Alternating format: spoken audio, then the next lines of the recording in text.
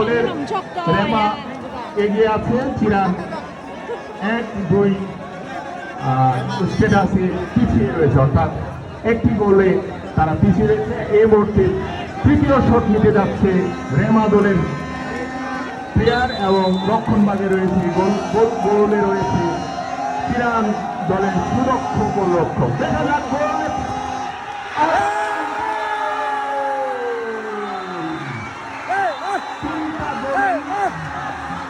তিনটা গোল তারা দিতে পেরেছে এবং চিরান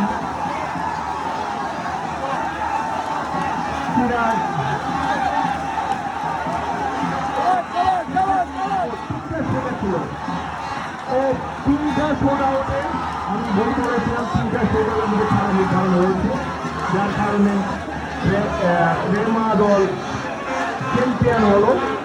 তিনটা শোট আউটের মধ্যে রেমা 3টি এবং চিরান